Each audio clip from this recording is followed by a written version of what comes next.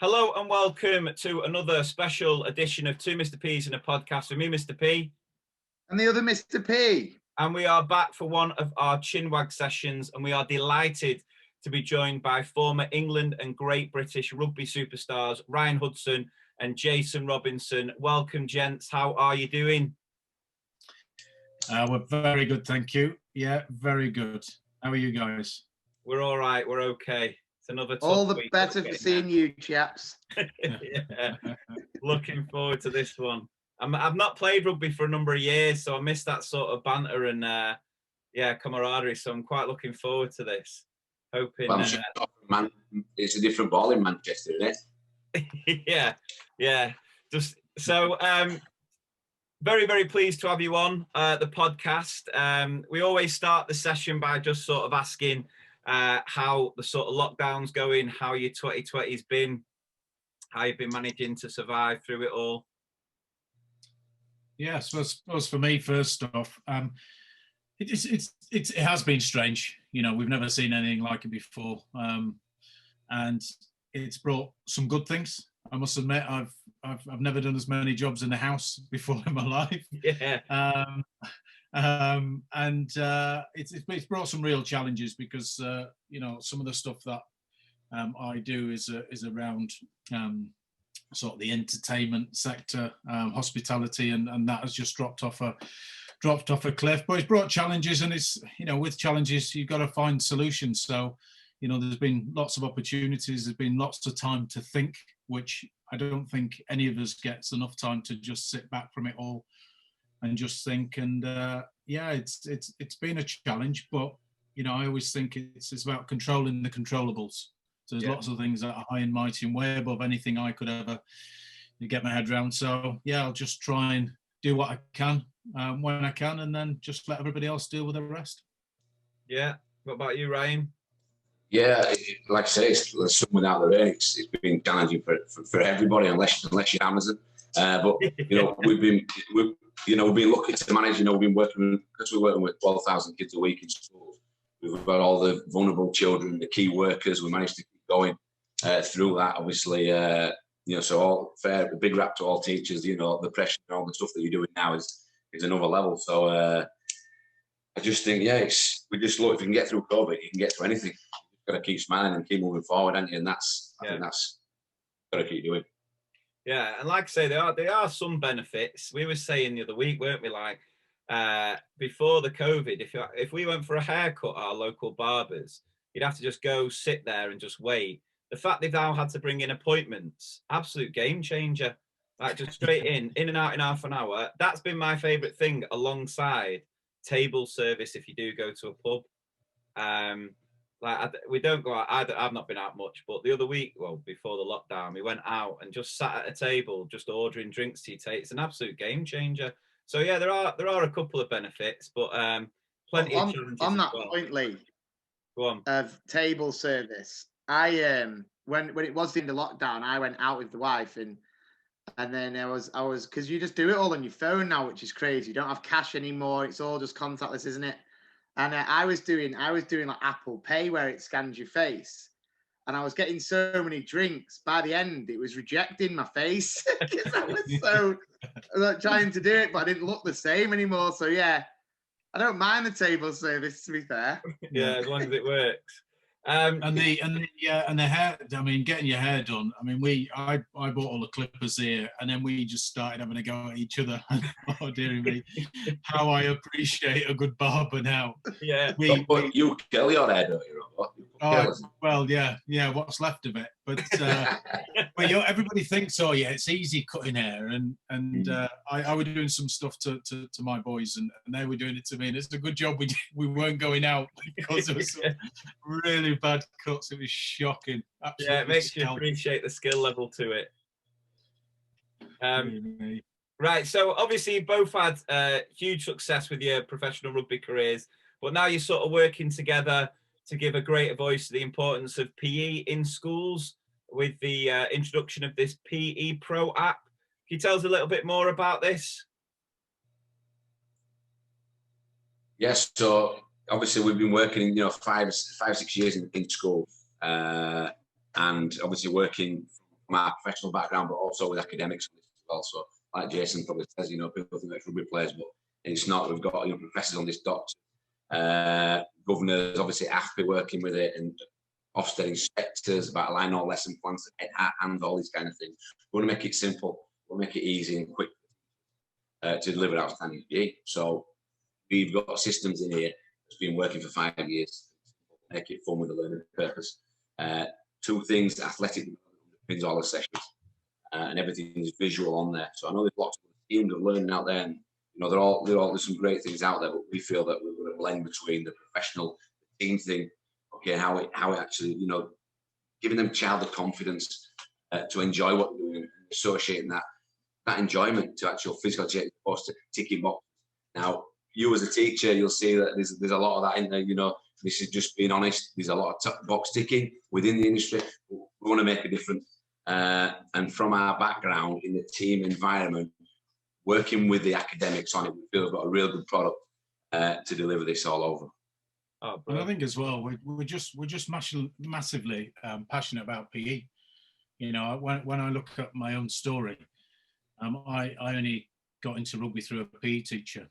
So I don't come from a long line of, you know, family members that ever played sport. You know, I grew up council estate, never knew single parent family, never knew my father. Mum was a cleaner, and you know, we basically had nothing. So just getting into to PE for me was just great, just to focus, discipline. Just I saw a lot of stuff that I probably shouldn't have done as a child, and it was quite tough. And I think just playing sport, doing PE, was a bit of an escape. And, and I wasn't academic. I struggled at school. I hated reading in class. It was one of the most traumatic times where I was sat at the back with my mate and we were asked to read a chapter or something. My head would just fall clean off. But I was always in the bottom sets of everything. Yeah. So I kind of felt a bit of a failure most of the time in school, as well as carrying weight from, you know, probably what I've seen at the weekend and carrying on and everything else. So when it came to PE, all of a sudden, I wasn't at the back. I wasn't at the bottom. You know, I wasn't being spoken to in a way where I was just no good and, you know, I might as well have not bothered. All of a sudden, I found that, you know, this little shy lad had found something that he was quite good at. And I was normally then at the top and I was pretty quick and I grew in confidence. And all of a sudden, I've gone from PE at school to joining an amateur club. And I left school, no qualifications at the age of 15. And my first job was, I used to clean metal treatment company just down the road, 50 quid a week. And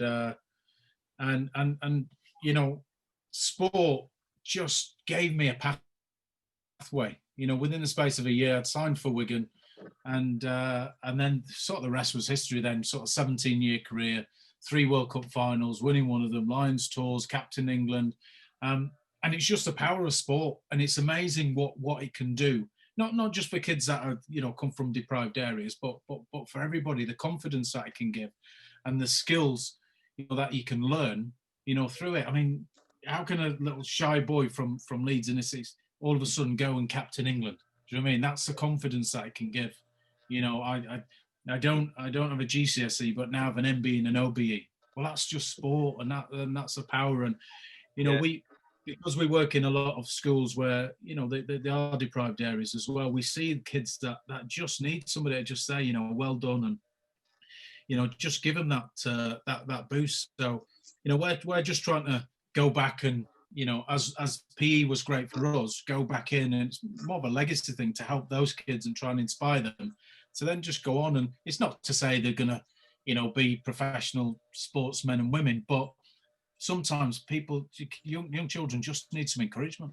Yeah. I think it's absolutely brilliant what you're doing, but I just want to give a shout out to that PE teacher that helped you get involved in rugby, because he did well, didn't he? He picked a beaut there, didn't he? Yeah, but you don't know as teachers, you know, sometimes, you know, with everything that's going on, and I'm only guessing because I've never been a teacher, but you know, it's tough. It's not easy. And then you go into an environment where, you know, there's so much going on now, so many restrictions, and you don't realise, you know, the impact you're having on kids. My teacher didn't realise that I'd go on to do what I did. He was just, you know, if you want to learn from somebody who's passionate about something. And that kept me off the streets. It kept me out of trouble. You know, some of my mates went off and got into all kinds of trouble, and it just gave me a focus. And you know, it's you guys, you know, do a fantastic job. And what we're doing now is just to complement that. Yeah. So what age was the teacher? What was it? High school teacher? You said there. So it's well, it'll be middle school. All right. Okay. Yeah, middle school. So it was Cross Flats Park Middle School and Mr. Aspinall. Right. Yeah. And I always remember him because he didn't mess about with Mr. Aspinall, because at the time he just seemed like he was 7'8", and he had these big like, if you did something wrong, he had these big massive fingers, and like get a couple of those into your chest, and that was it. But he got us all in line. Do you know what I mean? How many times has Mr. Aspinall in the kind of years, your prime years when you were sidestepping in absolute wonder runs? How many times has he sat back at a pub going, "I discovered that guy"? and that's it. I know, and this is the thing, you know, despite, you know, you get to a certain level, but you always trace it back to, you know, Mr. Aspinall, you know, other teachers, and then my amateur club. You know, we didn't have a car most of the time, so I was relying on other parents to pick me up and take me to training, and, you know, just help me. And so there's a lot of people on your journey that you've got to give, you know, credit for, but Mr. Aspinall was certainly one of them. Yeah, like you say, and there's so many other aspects that come into it. So having that belief is huge from someone that you look up to. But then, you know, there's been pupils that I've worked with who, you know, you recognize something in them, you see the potential, and you do whatever you can in your power to sort of help them and set them off on that journey. And I've had a couple that have gone on and done some amazing things, but it doesn't half break your heart when you see them not always make the right choices that further down the line and not reach that sort of potential, you know? So I think there's a lot to be said about the character of the person, because I think you can have all the talent in the world, but, you know, you've got to have that mindset, that determination, that, you know, and I'm sure you'll know that as a professional athlete as well. Yeah. You can go into talent ID and you can go as deep as you want here, but yeah, there's a lot of variables in the mindset, attitude, work ethic. There's a lot of variables, support, all that kind of stuff. I think everyone's success in linear, is it? And you look at all sports, and, you know, talk about the 1% of people that's been the best at, you know, 10, 11, 12, all the way through. There's not many that's like that, you know. But I know I'm talking about rugby. I might be far old school, or, you know, Robo, I don't know. You have to look at that, but everyone takes different journeys, don't they? Yeah, and like you say though, it's just what sport can bring to you as a person, no matter what level you're playing at. You know, the community side of things, just there's so many different aspects that can just having an outlet. And I say this all the time with teaching, and when I talk about, you know, a huge problem in education is well-being with the workload that we have. And I always encourage to have something outside of teaching that you can go and do a couple of times a week that just takes your mind off the stressful job and just gives you an outlet. And I think taking up a hobby, taking up a sport, joining a local, whatever it is, whether it's rugby, whether it's football, whether it's netball, I just think that can be one of the best ways in which you can improve your well-being, to have something happening outside of this very consuming job, where at each point, there's some point a week where you switch, you know, put everything else aside. You're not marking books, you're not planning lessons, you just go in, whatever it is, into a scrum and having just an hour where you can just, you know, leave everything out on the pitch, I suppose. Yeah, and everybody needs a switch off. You know, it doesn't matter how good your job is. Sometimes you just need that, you know, get your mind off it, like you say. But, you know, doing physical activity, obviously, you know, it's great in so many ways. You know, it releases obviously chemicals, which, you know, it's all positive. You know, healthy body, healthy mind, and these, you know, these are the simple things we're just trying to promote, and also to have fun. You know, let's have fun while we're doing it. Long gone are the days where you go into a, you know, PE lesson, it's right, you know, do a lap of the fields and just keep running, and it'd be used as, a punishment. We want kids to enjoy it. There's so many benefits to come from it. Even, you'll notice in a class, when I was in school, I had my mate and we'd always sit together. Every class we went into, we'd always sit together. But when you're doing PE and sport, all of a sudden now I'm working with people that I wouldn't normally work with. So it's building relationships within, classes, and, all of a sudden, maybe, one of the kids that's not a cool kid. If you're the teacher, you can make him really cool. Do you know what I mean? Quite often, because we've been doing this, you get a lot of people and negative, and I hated PE, and that was probably because either the PE teacher did it wrong. Do you know what I mean? Or either was negative about it. If you're a teacher, you should be able to bring out some positives, even if people don't like exercise.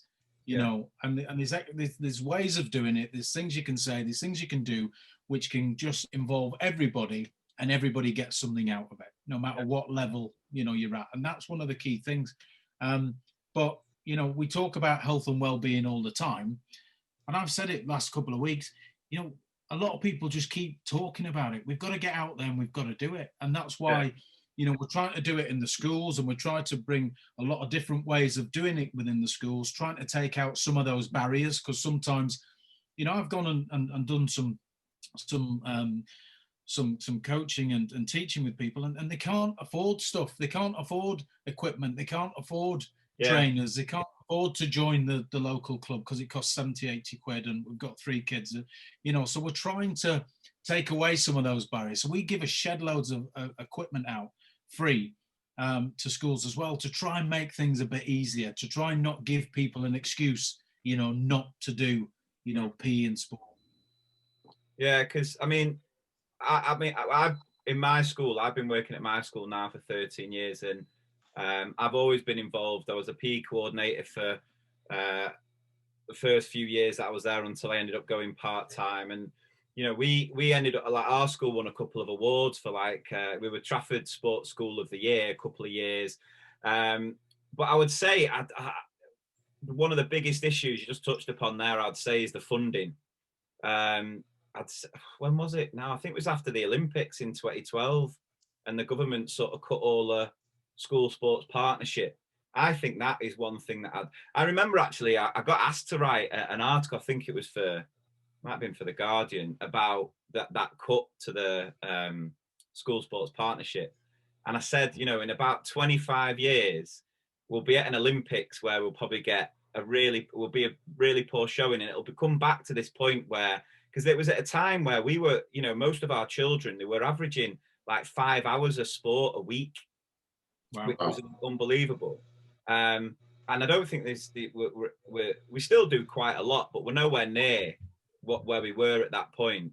So I think funding's a huge issue, because I think they do the sort of ring fence now, don't they? They sort of give schools so much money, but when you've not get, speaking as a teacher, when you've not got money to cover the basics of getting, loo roll or stationery.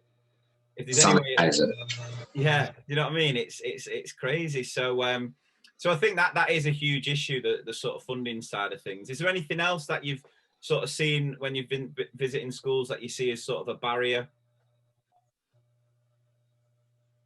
I think the biggest thing was obviously seeing the kids coming back into obviously being in lockdown. You'll have seen it yourselves. Physically, you can see that, being honest, kids are not putting on weight, and you can see that. The movement skills have gone backwards. You can see that from a visual point of view. So I think funding, that's the thing. The big thing obviously with Jason on the AFP task force, this is where they're trying to get forward. Jason, do you want to talk about that? How they're trying to influence things like that? Yeah, I mean, it's come quite recently for me, to be invited onto the task force.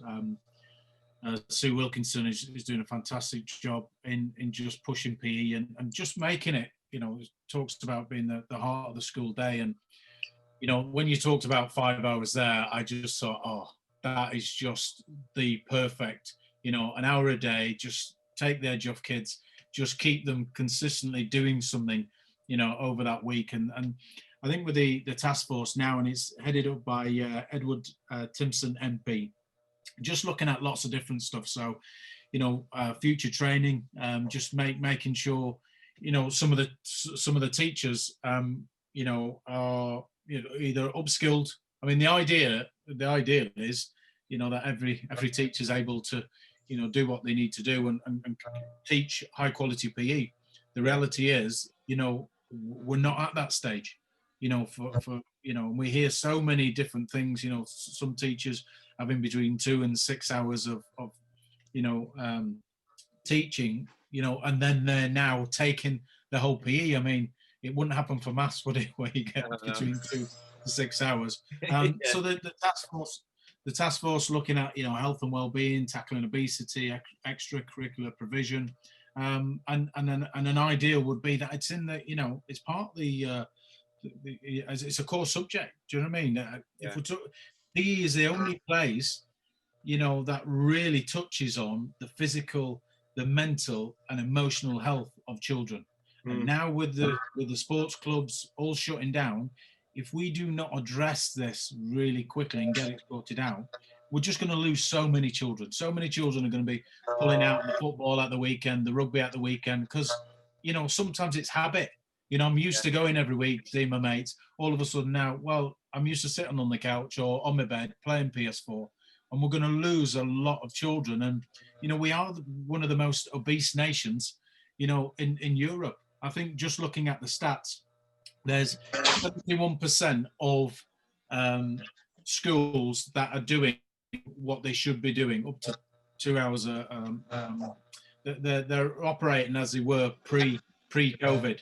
Yeah. There's 21% that aren't. Now, for that 21%, that's a massive number of kids that aren't getting, enough PE or sport, physical activity, and that's going to have a knock-on effect. So, in confidence and everything else. So, there's a lot of things to look at there, and hopefully, we can get it right, but there's a long way to go. I completely agree, and I think what a lot of teachers don't realise is how much doing focused PE lessons can impact on other subjects. So having a PE lesson can allow children to get their heart rate up, move about, do the exercise, and then that can have a positive impact on your maths, your English, your science, and everything else. Massively. So you're tying your cross curriculum going, and obviously you being the teacher, you understand the children and and weaknesses, and you can tie that into all your lessons. Yeah. I think this needs to come from the heads as well. I think that the head teachers can play a big part in this, because a lot of the schools that we've been in, if the head teacher is all for PE and having active and healthy lifestyles, that just filters down, and then you see those schools that do it really well, as you say, are more productive, and it has a great effect on the academic side. Yeah. I mean, I won't cut in there. I mean, I was similar to you in the fact of, at school I wasn't the most academic, but like PE at school was just massive for me. I mean, back in our day, we're talking late 90s for my PE. We had a teacher in our school who, I mean, I don't want to do him wrong, but my God, ironically, you couldn't imagine a worse PE teacher. I mean, I'm the PE teacher in my school, and I'm not exactly, I'm not exactly in the greatest nick, but I'm not too. People look at me and they're like, "Oh, he's in all right shape." I was in better shape about 10 years ago, but our teacher used to come in, and he'd have half of his arse showing, wouldn't he, Lee? Because his pants, his tight joggers would be too small on him. But even like his kind of PE lessons where he just kind of let you get on with it was such a breakaway. And then obviously we went to secondary school when we started rugby. And I mean, I 100% wouldn't be in the job I am now if it wasn't for rugby. I mean, I think because I was quite a talented rugby player, I feel so silly saying that to you two, but where'd you play? I was quite good myself. Like I haven't got my trophies in the background. But like I wouldn't have gone on to like sixth form and done my A levels if it wasn't for rugby. I mean, I actually don't think I got the full grades to get in, but They were like, yeah, you're all right. Need a hooker. Number 8. Okay, yeah. So yeah, I mean, I can't agree with you more. It's so crucial on so many levels. And like you say, I think quite a lot of people are still stuck with the thought of like, oh, well, they can just do stuff at home and they can exercise at home, but it doesn't happen. It just doesn't, they can't do that. No one's going to, you get the odd parent who'll take them onto the field or whatever. But again, at school when I say when the sun's out, but at the current, when it's light and hopefully when it's dry or even when it's not, just to have that hour of PE. Like I said, I do the PE in my school and the children just absolutely love it. Like, I mean, it's a bit different at the moment, obviously, with everything that's going on and the fact that you have to kind of be a lot more spaced out. But I just think I couldn't agree with you more. It's just so important for all of them. And you get the shy ones, you get the ones that, kind of are stood by themselves at lunchtimes and stuff. And then suddenly you're in a game and they're teaming up. And it's just kind of like, you see a different side of him. And I think that's one of the best feelings I have when I work in a school. My school is when I see a child who hardly speaks to anyone in the class because they're just quite reserved, they're quite shy, but then suddenly they're yelling at the most popular kid for the ball because they're actually quite decent. So yeah, I couldn't. I mean, it gives me like goosebumps thinking about them moments, and obviously, just massive well done for kind of carrying on providing them moments for them. Yeah, pushing it. It's I mean, the other thing I've noticed as well is with a lot of other schools, when we've sort of done competitions, it always seems to be if there's a teacher who's quite into sport, who's quite passionate, like you said there about the head teacher, but it's like you almost need a teacher who's really passionate to drive that subject as well. And it's making sure you've got those champions, really, not necessarily having the whole staff who are on board with it. And, and the other thing I think is important as well is having that differentiation between PE and sort of fitness. So I don't know about you, but do you know during the lockdown when Joe was doing, right? I wanted to see what you thought of this because he got told it was like he was the nation's PE teacher. Now, as someone who's done quite a lot of PE, I was quite annoyed at that because what he does is great and what he does is fantastic, and it's physical activity. Yeah, but it's not PE in my. Agree. That shows, but that does show. I think some of the ignorance around PE. Yeah, because PE can only be taught at school within the school timetable, and it's physical education. A lot of people don't know how to throw a ball or kick a ball, and don't know how to move and don't balance and everything else. And it's all well and good playing football and doing all these things, but you still need to know how your body works and how you function. And I mean, it was great that he was, taking his time to do that. And then he passed it on to his missus as well. I think that covered her.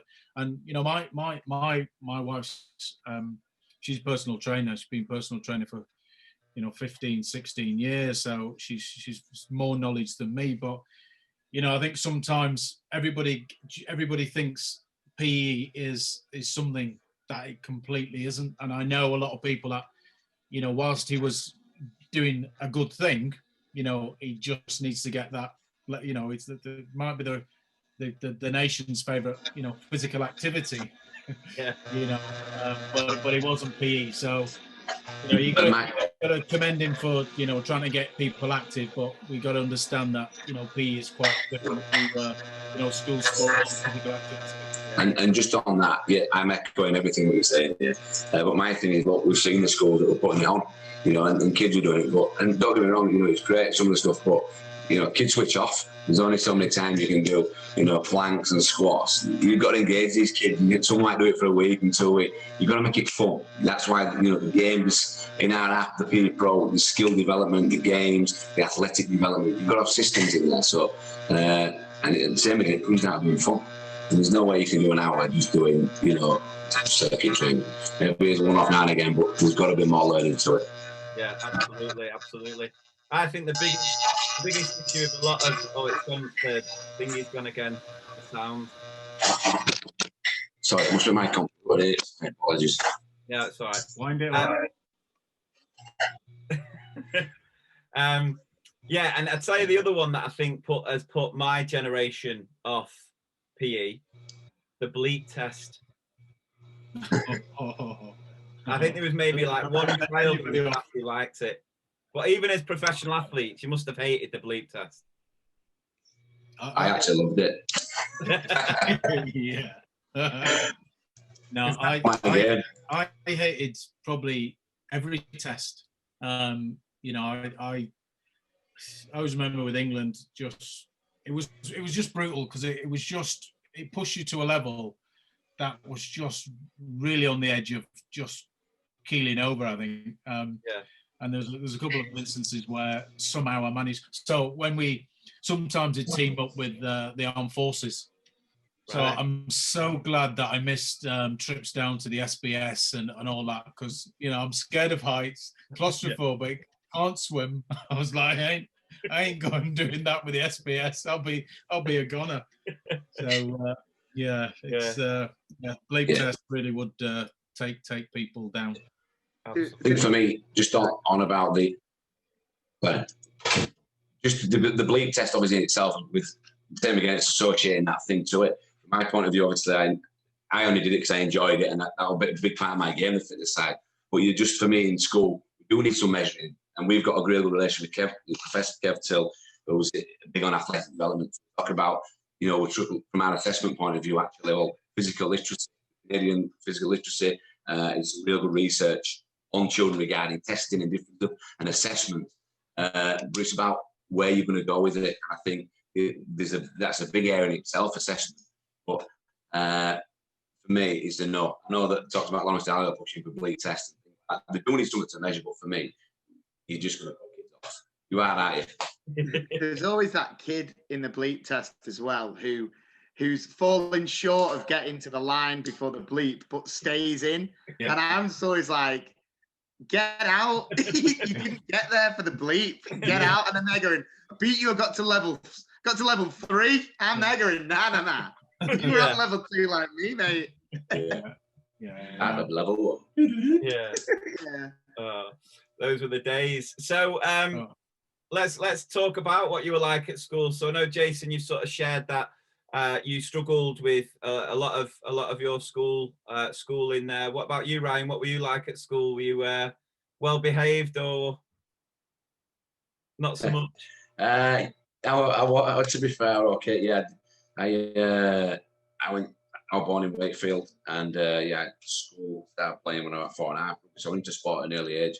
School was PE probably my favourite subject. The same again for a teacher that just loved playing sports and different things. You could play piano. Back then, they had piano teachers, didn't they? And they did the sports and everything, so we were really good. And then got into high school. Then I kept my head down. I wasn't really. I wasn't the best academic. I came out with okay results.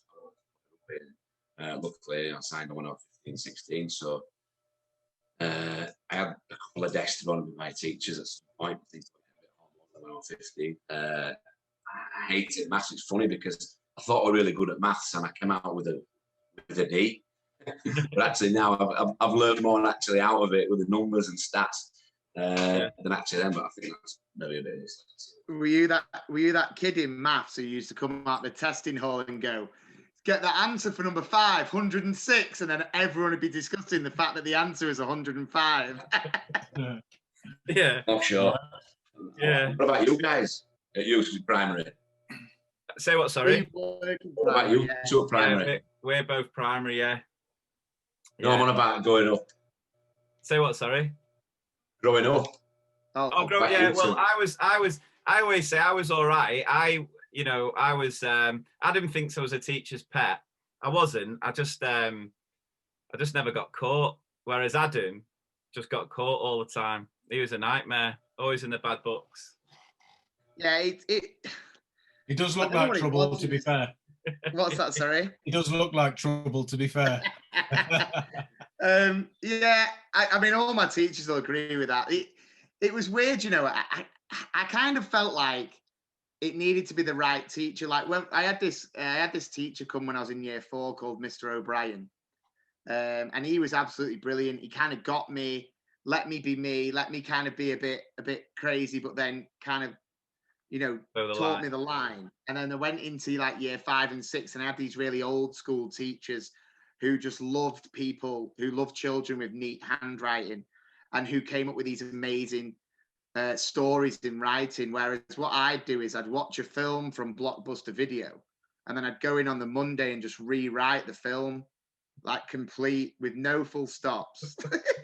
Nothing at all. I mean, my Jurassic Park should still go down in history. It's like 3 full pages of terrible handwriting and all spelt wrong. But yeah, I mean, at school, I played all the sport. I was captain of the rounders team. I was captain of the football team. And I, that kind of stuff I used to love. I used to love when a couple of the year 6 girls would stay and watch the boys' football team. I mean, that kind of stuff. Look at Lee. Like, Lee's like, oh yeah, I never got caught. No, he never had cheerleaders like I had. Yeah. You had 2.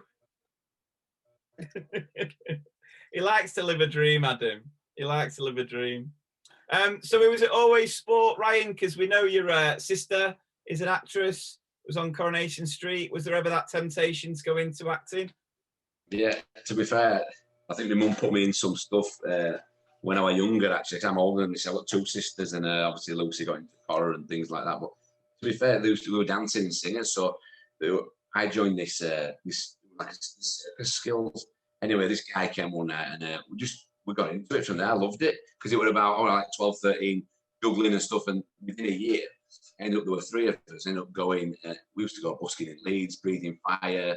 It was like a circus army, and I loved it, because we'd go busking in, under arches, Rob will know them, in Leeds, and we'd get people out with unicycle, fire breathing, just having a real good laugh. So when we have a barbecue now, fire sticks usually come out for the few. Yeah, I didn't know that one. Haven't seen that, Rob, have you? You've not seen the fire sticks? Yeah, that's it. I think last time we did that in grand final programme in '98, that one where you got that prize. So, yeah, I was going to say, you been tempted to, at the start of a game, sort of use that as a intimidating, like the All Blacks had the hacker, you could just come out, just breathing fire to the opposition. The match balls. Hey, that's on a unicycle. That's another story, but that's You're definitely an actor. The amount of penalties you got for being soft. That's. Please. I'm not even going to go there. Yeah. But I was. You remember at school, Rob, yeah? No, well, you know something. I think I was scarred from school from an early age, because my mum was a cleaner, caretaker.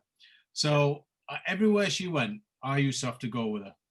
So from a young age, go to these schools, a lot of primary schools, and then I learned how to buff the wooden floors in the halls, and those machines. Yeah, and you push it down. There. Yeah, so I got that off to a T. So I used to do all that, and I'm still traumatized now about school toilets, primary school toilets, because I had to go in and clean them. Yeah. And I'm thinking, kids are only about 3 foot high in here. How on earth did that get up there? Picasso had been in there painting on the wall and everything. With it was just disgusting. I think I'm traumatized from that. There's a lot of I think there was a lot of haunted schools that were in as well. So my mum was like about 3'6", but she was a really tough Scotch woman. Yeah. So she'd get me doing some job down one end of the school, and then I'd be doing it, and then all of a sudden I'd realise she's gone, like I'm in this haunted school, and then I'd be like, just like panic. And I think that's where I got my speed, because I just used to heading down to where I was going through those doors, those big wooden doors flapping like that. The more I ran, the more I could hear all these noises, and I was absolutely petrified. But it's not that I didn't. It's not that I didn't even like. I always went to school. I wasn't like a bad lad, but there was a load of characters in our school, and you're talking about certain lessons there and maths. And I always remember in maths, like you'd just be in a maths lesson, all of a sudden, like one of the lads in the class is giving a bit of mouth to the teacher, and all of a sudden they're rolling about having a fight in class. And it was just kind of the norm. Come on, then, like, go on. So there's a lot of I don't know if you had sometimes some teachers where like they were quite strict. In maths, it was always the boys that used to get picked out, and then in geography, we had this teacher that he used to have this. You know, when you get the carpet, and then you get like that cardboard tube inside a carpet. Yeah. Well, I don't know where he got it from, but he used to bring it into class, and it was about 6 foot long. And if you messed about in class, he'd just lean over and give you such a whack around the side of the head with this inner, and it was rock hard as well. Yeah. And he just like, I always remember seeing him. I was about 20 years after school, and I remember seeing him at this function, and saying, "Oh, I used to be your geography teacher." And I looked at him. I thought, "You'll not be looking to hit me now, will you?" I thought, "You're not. You're the one with that cardboard tube." Yeah. So let's see how you are now. It must be a thing about geography teachers, because our geography teacher, remember Mr. Burnsley? Yeah. He used to have a dead gravelly voice, like proper, like aggressive gravelly voice. And I remember one day, this like an older kid said, "Oh, do you want to get on Mr. Burns' good side? Just say hi to him." So I remember just being like, "Really?" And then he's walking down this hallway, and I went, "Hi, Mr. Burns." And he literally threw me against this locker. I was well younger. I smashed against this locker, and he was like, "Don't say hi," and then walked off. And I remember being like emotionally scarred, like, oh my God. And then the year later, when the new kids came in, I was like, "Hey, do you want to get on the good side of Mr. Burns?" Yeah. Became a tradition. Mr. Burns. Mr. Burns. Yeah, there's something in geography teachers just not quite aggressive. He was our first team coach, wasn't he, Mr. Burns? He was yours, yeah. I had Mr. Rush, didn't I? He was weird. He never really gave any team talk. There was only one game that he gave a team talk to. When I think we were playing Wirral. I think it was Wirral School. And he just had this thing against Scousers, and he just was, they never say anything before a game. No tactics, nothing, just pick the team, play. And then he gave this really passionate speech the game before we played Wirral. I don't know why. Just must have hated Scousers. Yeah. So any other sort of stories from your school days that you still remember now that you think might give us a bit of a giggle? I remember getting me, this is secondary now, I'm talking about it, probably getting me, and obviously you had code of conduct, you couldn't be too low. It was too low, it was like a 1, and I got pulled in. It can't happen next time, you're going to be in isolation. Okay, no worries. The weekend we had a cup final. Some of the lads decided to pin each other down and shave each other's heads and eyebrows off. I turned up. Anyway, won the game. I turned up at school with obviously no eyebrows and the hair gone. Straight to the headmasters, and then got sent home. Did they let you win because they thought you were all terminally ill? Yeah, probably. Yeah. So you look back now and you think, wow, times have changed, haven't they? And I think possibly you look at society now and there's good, but it's gone the tour. For me, you tell me a teacher, on the other way around, hasn't it? From I know this back, Robbo's here back, not as far as I can, but it's gone the whole way. So the kids have got the power. And what do you boys think you're seeing every day? You must be pulling your hair out at times. Yeah, no, you do feel like that. It's like it does annoy you when you obviously trying to do your best, trying to do your job, and then you've got a parent who will just believe their child over a fully grown adult. No, when they know the child themselves, they know that the child's prone to tell a fib or two, but would rather, rather than just see that we're the professionals, we're the adults who, can see things, and we're not going to go out of our way to make kids' lives horrible. It's just if we see something, we need to speak to the parents. And the amount of parents now that you come across who point blank refuse to see their sort of angel in any bad way, shape or form, it can be quite frustrating. I mean, don't get me wrong, some of them are fine, but you will get the odd one where it's like, no, I saw them with my own eyes, crack that lad over the head for no reason. No, in that the child would have walked into my son's hand, and it's like, right, okay. That's where the lockdown was kind of, you know, it was obviously terrible, horrendous for so many. But if there's like a couple of positives you take of it, obviously as school staff, it was that the little cherubs, the ones that don't always make the right choices, whose parents you did have to kind of, you know, like Lee was saying, didn't maybe believe you. They then had them at home trying to get them to do work. And you're kind of, you know, when you're finding out how they've been, you're kind of a bit like, told you so, baby. Yeah, we found that in some of the schools with the vulnerable kids and vulnerable, you know, the key workers.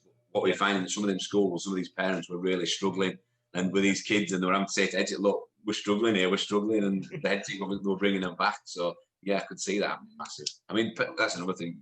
You know, I've got 3 kids. Parenting is the hardest. They're not telling you how to do it, and there's no perfect parent, there's no perfect teacher, coach, whatever it is. I think what you're saying originally is, it's about people, good people in it, drive it and make a difference. Not just ticking boxes. You got to make an impact no matter what you're doing. Yeah, yeah. I think respect as well for, you know, for teachers has certainly gone through the roof. I think quite often kids go to school and I think you take it for granted, and I think it's only because of COVID and then people having to homeschool and realizing how hard your own kids are to work with. You know, so many people just wanted to get out of lockdown just because they couldn't cope, and you know, the kids weren't learning, the kids weren't doing as they're told. You know, the amount of people that should have been doing stuff and actually they couldn't do it, they weren't able to do it, the kids weren't listening. So, you know, teachers, hairdressers, you know, respect who, you know, what you've done. Has it brought, so with this then, and you guys obviously still sort of being active in schools, do you think it's brought teachers together more? Do you know what I mean? More united because of what you're trying to deliver, and or has it just stayed the same? No, I think I've said with this academic year, especially with everything going on, I felt it was a real opportunity to sort of press the reset button a little bit on education, because I think for a number of years, and you'll know this working in schools, the problem that you've got is teachers are trying to balance so many plates, and the expectations are through the roof. And you know, sometimes schools are their own worst enemy in that they put a lot of that pressure on themselves. So, you know, the observations, the scrutinies, you know, we've got to do this preparation for this. And you don't necessarily have to do that. A lot of that's a choice. But when the pandemic hit, a lot of that sort of stopped. And actually speaking to a lot of teachers during that lockdown, you know, as far as well-being's concerned, a lot of teachers, obviously we had our struggles with the pandemic itself, but as far as school was concerned, it was actually okay because, you know, you had to do the home learning and you were in school with the vulnerable children. But a lot of that crap that teachers have been, you know, crippled with for this obsession with the accountability in education sort of stopped.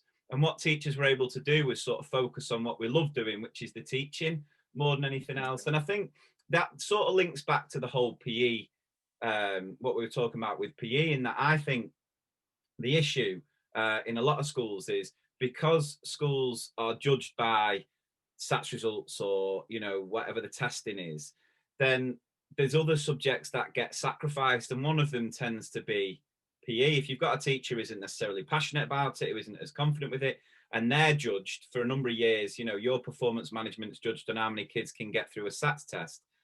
You know, you're going to focus on that more than anything. And I think that's something that we really need to look at changing, especially with everything going on and the need children have. But like I always say, ultimately children, you know, can't, at primary anyway, you don't sort of sit a test in PE and fitness and things like that. And ultimately with the government that we've got, they just are obsessed and they only value the things it can measure, hence the SATs test and this and that. So if we were to get that to change and teachers were able to be, because, you know, you speak to any teacher, they know the importance of PE. I don't think there's any doubt in that. School staff, they know how beneficial it is for the children's, not just physical, but like you say, emotional, mental well-being. It's just very hard to find that balance when you're as a teacher, you're expected to get X amount of pages filled in the book each week. You've got to fill these timetables. You've got this observation, you know, so it is it's very difficult. And like what I want to happen out of this whole thing is to realize that all this other stuff doesn't really matter. And what we should be doing is stop trying to make this job as busy as possible. And let's just look at what matters and what makes a difference to the children. Let's bring an end of year bleep test in. Yeah, do it for teachers as well. Yeah. You got level 12. Actually leave it. PE teachers at the top. Come on, role models. Yeah. I think PE is only going to get, until it's a core subject, it's not going to get what the respect it deserves within the curriculum. So you will focus on what you're going to be judged on, and that's no different. But you look at the stats. I think there's like 44% of kids under the age of 11 can't swim 25 meters. I mean, that's a life skill. If you fall into a canal, maths and English are not going to help you. No. So these are.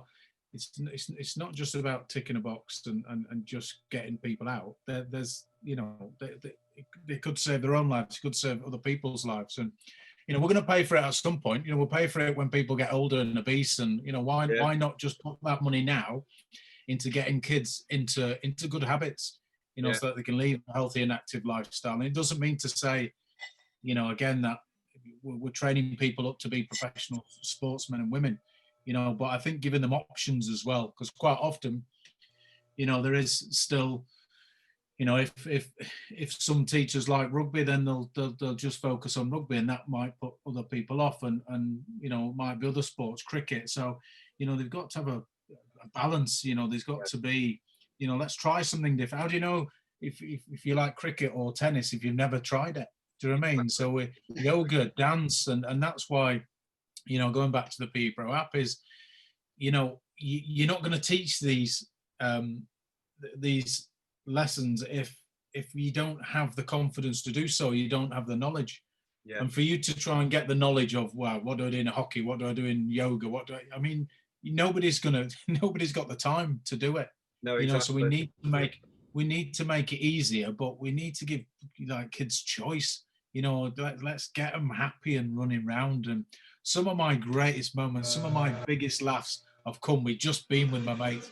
Just something simple that has happened within a group, or somebody's fallen over, or somebody's, do you know what I mean? The ball's hit someone on the side of the head, or just something as simple as that, and it's created bonds that have gone on for years. Absolutely, and that's what sport does, doesn't it? It brings people together, and it can have such a huge impact. So I was gonna ask, sort of, how do you feel sort of school impacted you to go on to what you then sort of achieved as professional athletes? I think for me, go on. I'm just Rob on that. Just on for me, I'll let you talk about yours, Robert. But for me, I think that's where schools talk about exit strategies and what you were saying there about identifying these kids. I saw one of the day this girl, and I said to Grace, I said, "Look at her. She's a 10-year-old lass, bless her. She had, her shoes run tight, and she had she can do some of the stuff she could do about unbelievable. And we're saying, do you do anything? So teachers signposting, and like you say, the biggest thing for me is that support, getting them to the next level. What's around here? Is it dance? Is it gymnastics? Majorettes? What is it? Get them into that stuff. So schools are the exit strategy. Yeah. I'll let you talk about your story, Jess. Yeah, I mean, I've talked about what it's done for me on a rugby field, but I think one of the key things for me, the confidence that it's given me outside of rugby now. I mean, I've been retired for 13 years, and as I say, I don't think I've passed an exam in my life. Yeah, I work with some of the biggest companies in the world, and whether that is I'm a director, I'm a shareholder, I'm a ambassador, and sport and PE, it's taught me skills, it's taught me life skills, it's taught me how to be with people, it's taught me about leadership, it's taught me about discipline. And it's funny because when I get into these environments in the business world, I didn't realize how much I knew until I sat in some of these meetings and just started to talk about sort of my experiences of high performance teams, because it's all relatable. So whilst I haven't passed a test in my life, you know, it's just taught me so much about it. It taught me skills that now I've got and I'll never lose.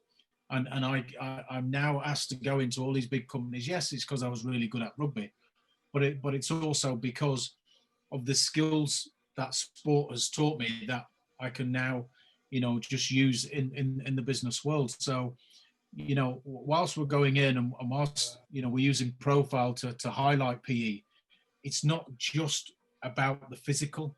Yeah. It's about the mental, how it affects you, you know, mentally it affects you positively, you know, how it can give you that focus, that drive, something to get up for in the morning. And then, you know, sort of it's, and the challenges, you know, what teaches you more about resilience than sport? You know, we need to learn how to win and lose as you know, as children coming through the school system, because that's what life is. You know, we'll go into a business and sometimes we get, you know, sometimes we win the deal, sometimes we don't win the deal. You know, sometimes we, like, it doesn't work out, we get sacked.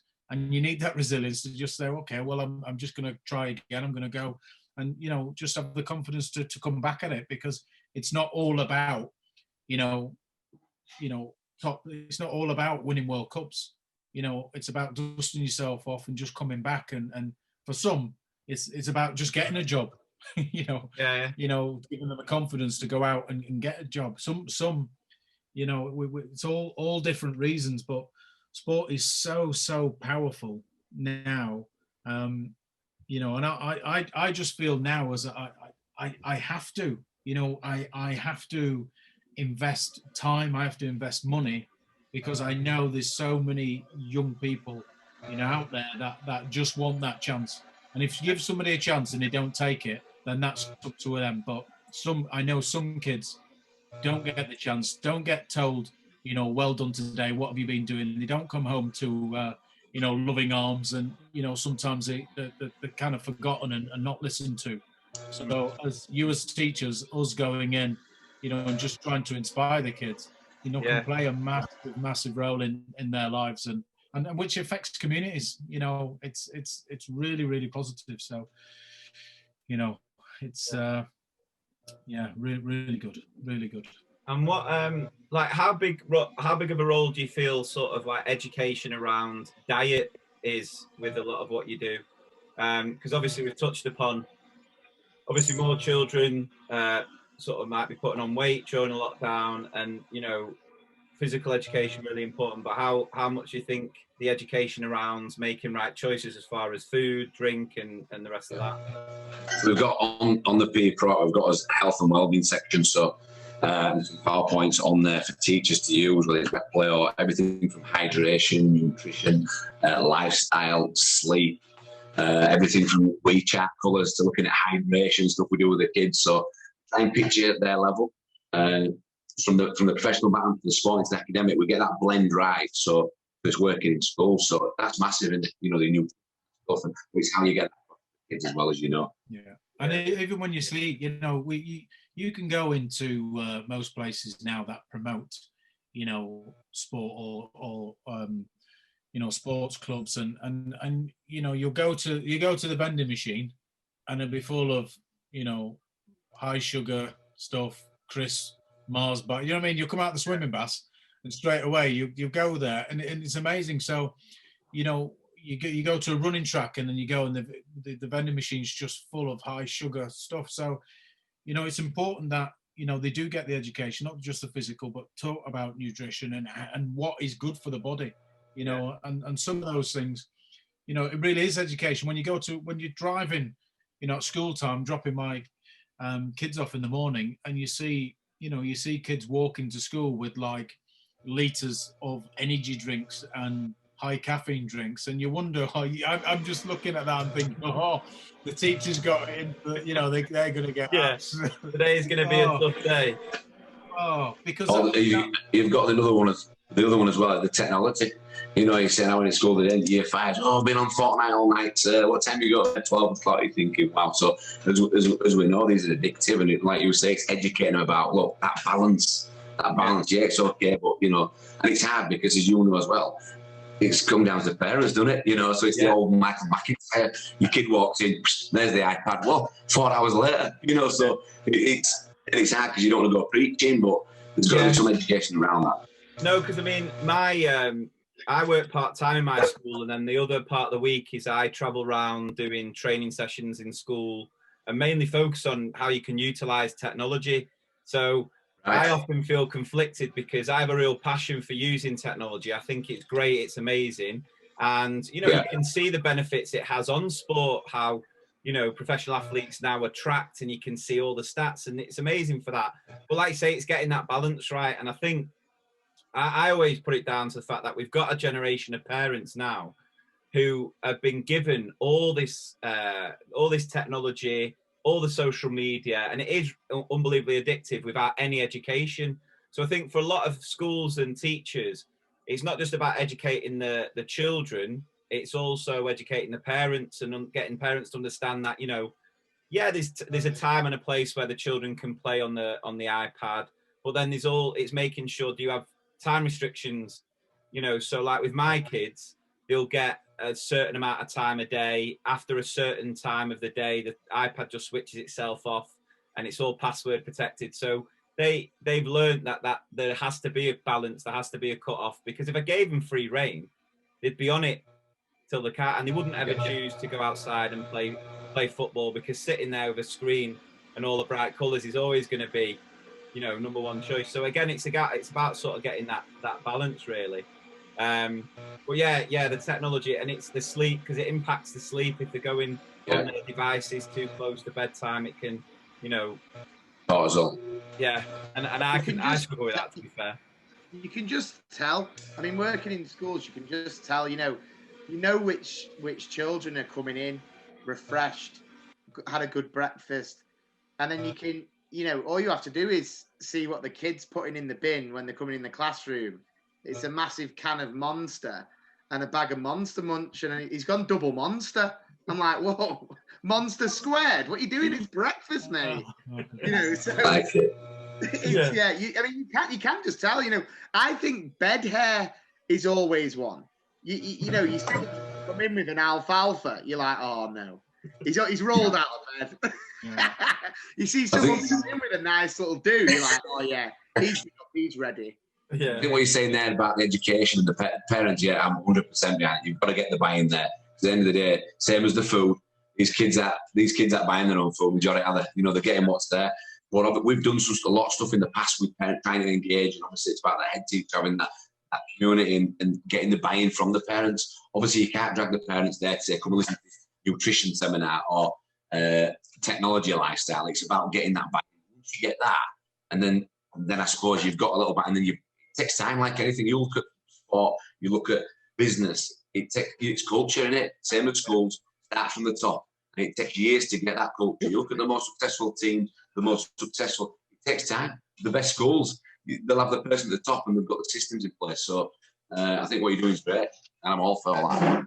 And and I think the other issue as well is I think it's harder now for parents with the way work is and how, you know, emails can go on into the night, 0-hour contracts. It's like, you know, I think about my parents' generation, and I feel it was a little bit easier for them because they had the jobs where it was like 9 to 5, if it was 9 to 5, well, then you come home at 5 and then that was it. There wasn't this, you know, and I struggle with this because with everything that I'm doing, I can easily find myself working into the night, answering emails, trying to get a book in here, book in there. And then before you know it, it's quite easy to say, oh, right, keep you know, with the kids, keep them busy on the device. And it's difficult. It's hard because, you know, you've got to make sure you're then taking the time to take the kids out. And I think during lockdown, that was something that children struggled a lot with, is not having the opportunity to just go outside and just, you know, get rid of the energy that they have. And that can then manifest. I just say they're not in cupboard. The kids in cupboard behind. Can't lock them in now. Yeah. They've got their iPad, so they're all right. Yeah, nice and quiet. That's another thing about PE, though, isn't it? It's like, obviously, you know, the vast majority of the children who aren't getting that, who maybe are having the technology at home and, you know, lazy parenting, whatever it may be, if that structure of PE, like you were both talking about before, at least they've got that, and that kind of sprinkle of, oh, here's a bit of hockey, here's a bit of dodgeball, here's a bit of netball, football, rugby, whatever it may be. That might give them that little bit of, a little bit of inspiration to be a bit like, you know what, I actually wouldn't mind going out with my mates to play a little bit of this, or, to throw a rugby ball about. I mean, I know personally, even now, I mean, I will go in my garden and I will knock a footy about and throw a rugby ball about for hours, like, as long as I've got company. I mean, it's sad when I do it on my own, when I'm 32 doing it on my own. But like, it's that thing where it's if they get given that little bit of, they get shown that, what do you say? They get shown like the light, the ray of light. It's like, go this way.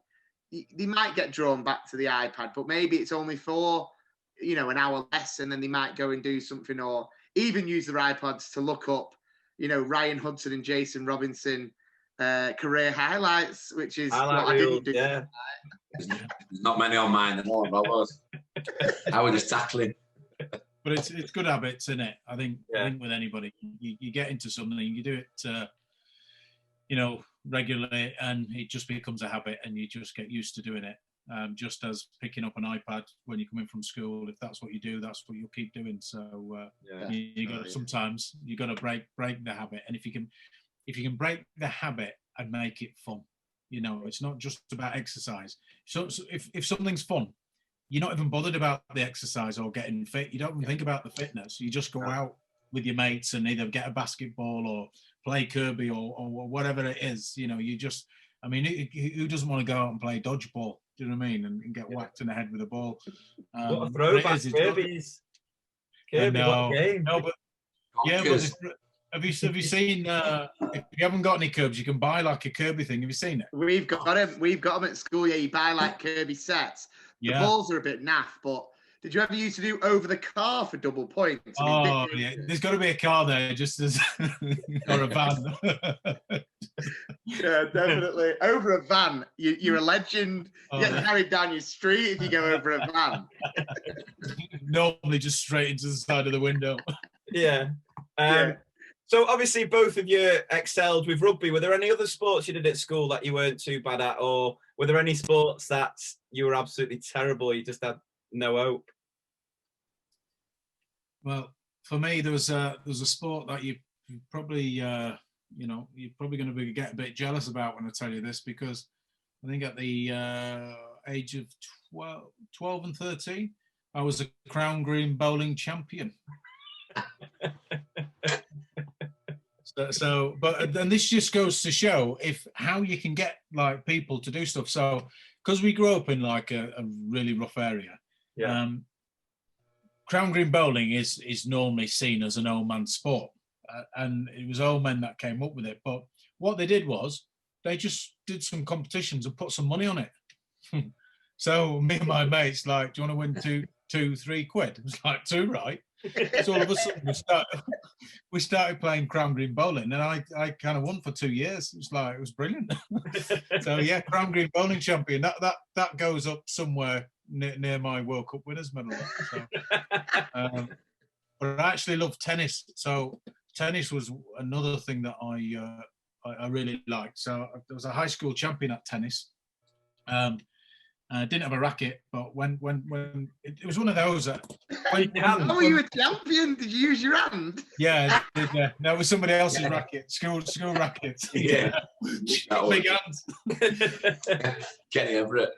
No, but they used to, I don't know about you, but there used to be, because we didn't have any games and stuff like that, and I'm a lot older than you guys, but anytime Wimbledon was on, there was like a Wimbledon fever. I didn't even follow tennis that much, but I knew Wimbledon was on, and we used to go up to the park and find 2 tennis rackets and play. And if the cricket was on, all of a sudden we'd just go out and we'd play cricket. And then one of my mates had a golf club, and probably not advisable, because we'd make our own golf course on the park, and we'd just go around and dig loads of holes, and then we just have a 7-iron, and then we just go around the park and just you just make your own course, which was brilliant at the time. Nearly killed a few people. And the week after, when you go to play cricket, you break your ankle in all the holes. I know, yeah. But you just, it was just great to be, you didn't have posts or whatever. You just a couple of shirts or, do you know what I mean? You just used to make. I think you used to just make more of your own entertainment back in the day. There's almost too much stuff to do now. Yeah, right, It's making people not think. When you haven't got stuff, you just climb a tree or, play tig or pigs off the ground. Pigs off the ground. Pig off the ground. Which is why I was seeing it in school, the fundamental movement school, getting worse. We know that because the more got it, kids that sat down in the pool in there. I remember, at Christmas I used to love ice skating. I don't know why, it must have been all film. My dad used to watch. We lived on a bit of a hill, and we used to always, every year when frost came, we'd just spray all that hose on at night before all cars, and then it'd set the night, and I'd come round and with a massive, end up being like a restaurant on ice, really, but there were a few things being lost. But things that you used to do, didn't you? Then, it's all multi-skills, isn't it? Yeah. Fire breathing, ice skating. Misspent youth. It all works, doesn't it? Catching balls and things like we that. need to get a pop-up ice rink now in one of the schools, and you can just entertain. We can do crown green balls and ice skating. It's so true though. I mean, you drive around the streets now. I mean, I'm not saying just like obviously during lockdown, but say this, summer of last year. And I know what you're saying. Like when it was Wimbledon, there was always a buzz. I used to get the tennis rackets out and go and play tennis.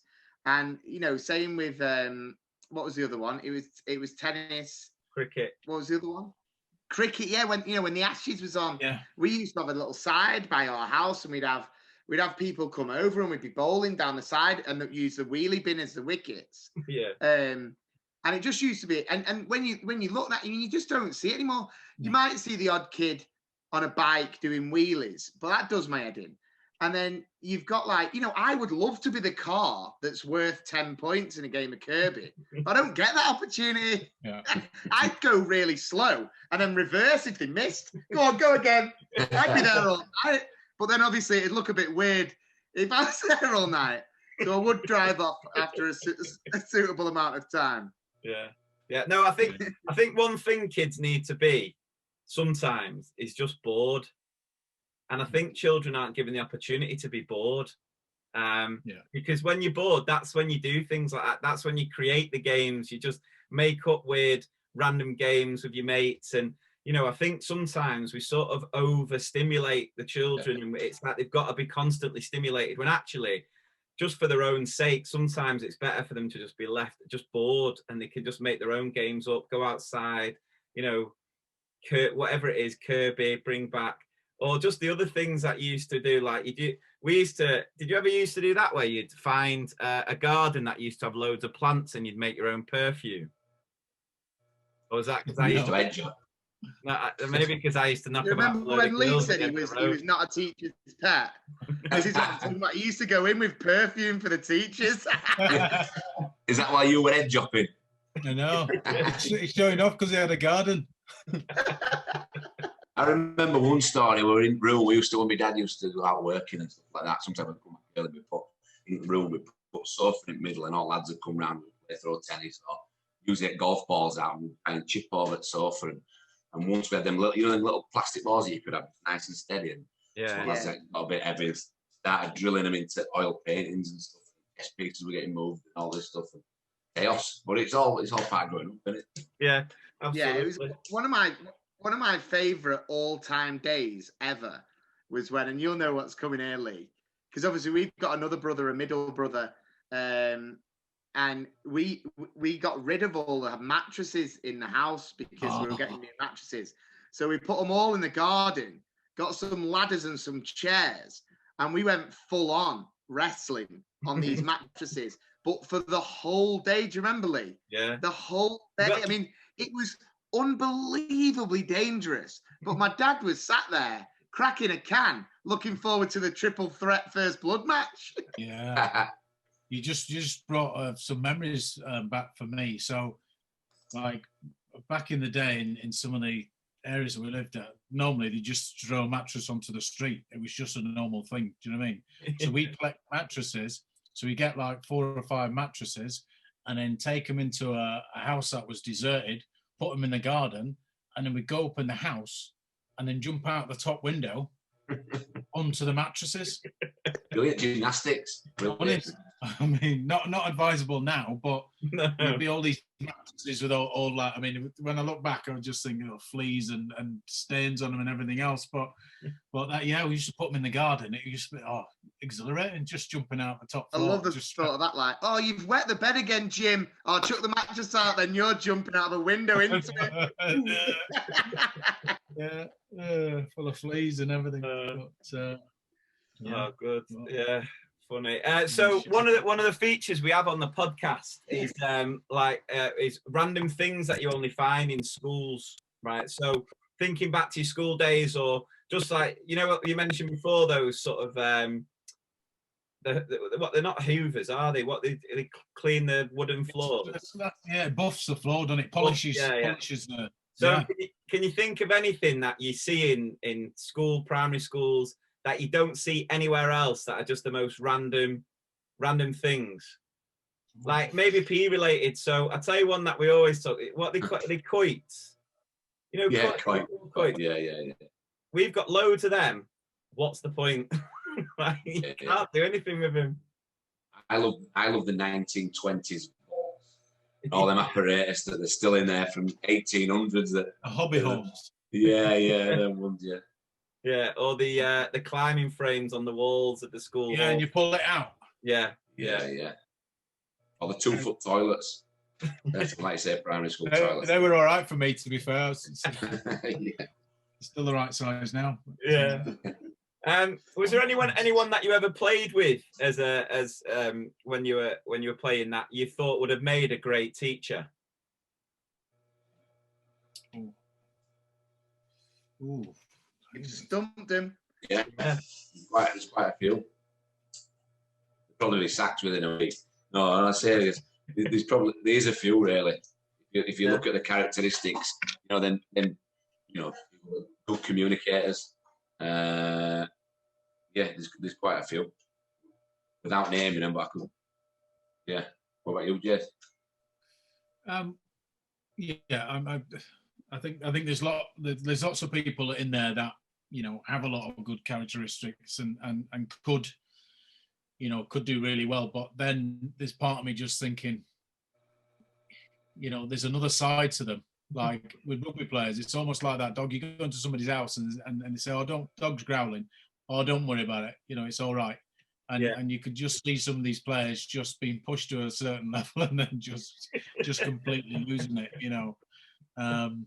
But I think a lot of, I mean, maybe not so much in the classroom, but I think the great thing about about sport, it does teach you a lot of good things that are are great to pass on, but it's temperament as well. You guys, it's all well and good being able to teach.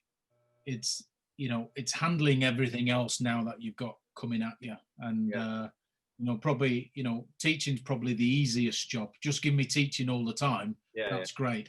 All the other stuff now that comes with jobs, I think, is really sort of heavy and burdensome, and politics, and children's behaviour, and that it's like, so when I go into school, when we go into schools, it's not just about teaching. Sometimes I have to be a Mr. Tumble, and do you know what I mean?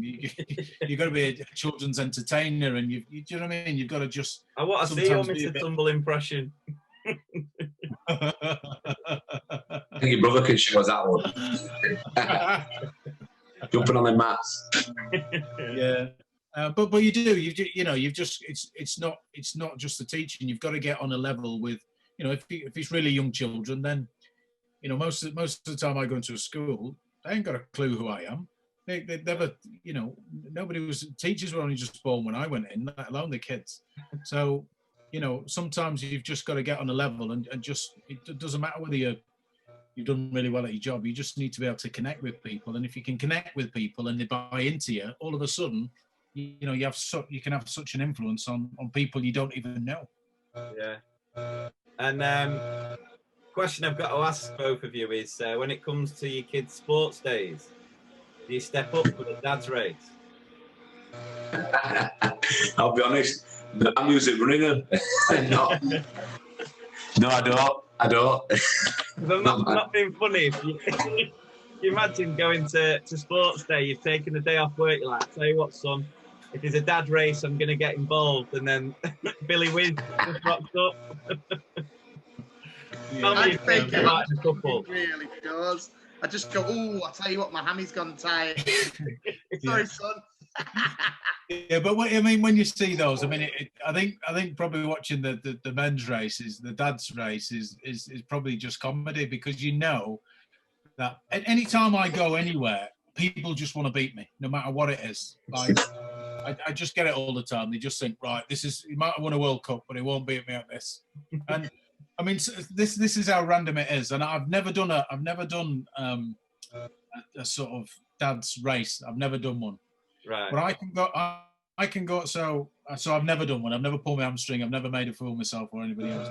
But this is how weird it is for me sometimes. I can go into like business-wise. I can go to events, and because of what I've done, I always get people that just want to prove themselves to me.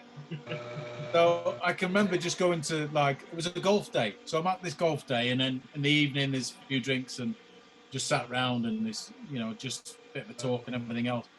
And I'm sitting on the table, and part of my job is to go around and just have a bit of a laugh with people. Sitting on this table, and all of a sudden somebody says, "You want an arm wrestle?"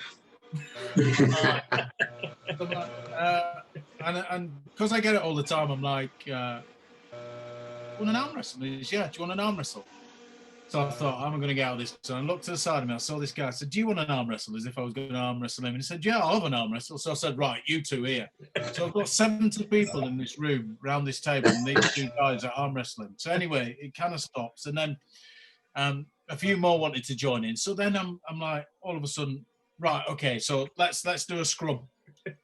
So I've never been in a scrum in my life.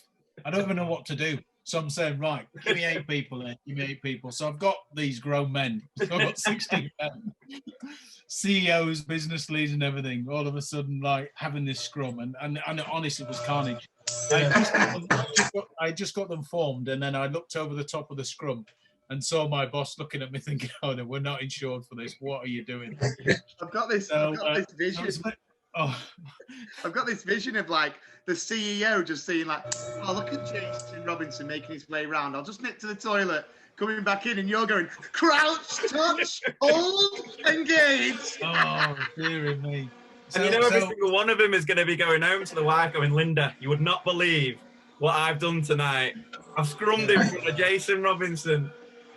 And then to finish it off the same night, once the scrum had finished, a guy asked me for a dancing competition. That's how random it is. Makes you want to be in school with the kids because they're a little bit more normal. I think it's because I'm a midget. Because I'm only 5'8". I think I don't know what it is with a lot of men. They just feel like they've got to beat me at something. So yeah. Funny. So we'll wrap it up. The last question that we normally ask our guests is, if you could go back and speak to your 10-year-old self, what would you say?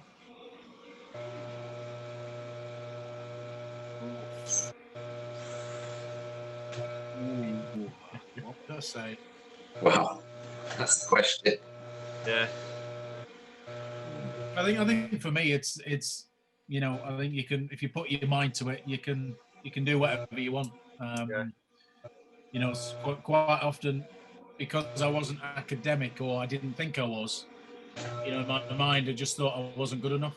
Yeah. But it wasn't that I wasn't smart. I just wasn't academic. So I just believe now, looking back, if there's something that you're interested in, if you put your head down, if you work hard, then you can achieve whatever you want. Despite